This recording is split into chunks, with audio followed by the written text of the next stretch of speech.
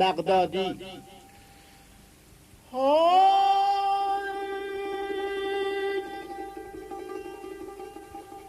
تو تا چه سکندری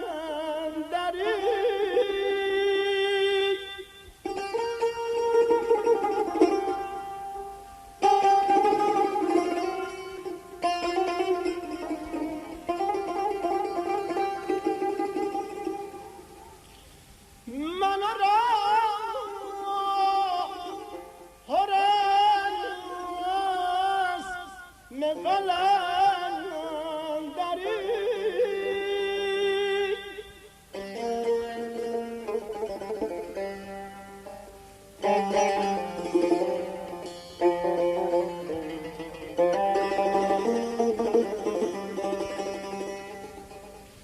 اگر آن خوش است تو در خوری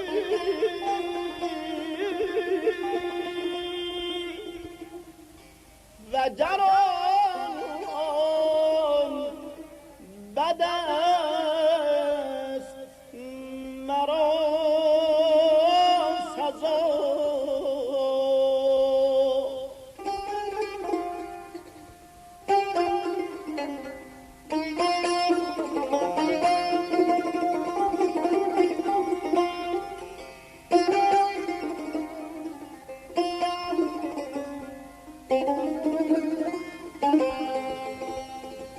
تو که فلس ماهی حیرتی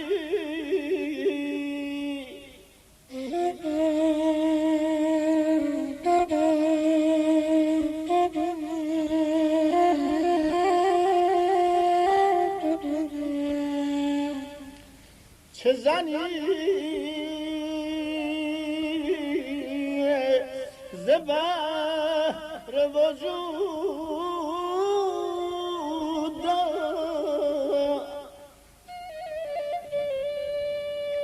بنشین چو صحبت و دن بدم بشنو خروش نهنگ لا.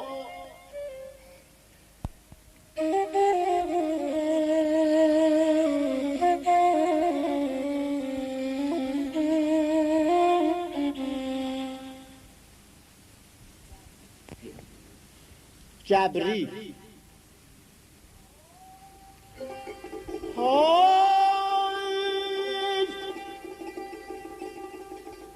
در اول می نمایی دانه خان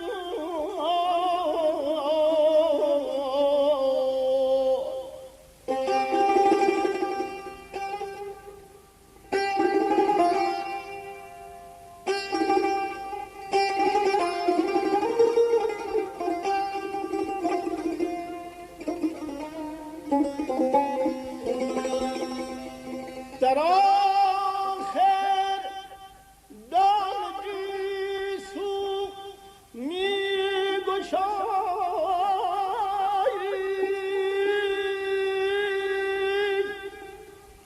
مخوان ز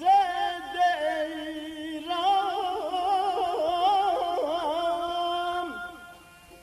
به کعبه ظاهر که برده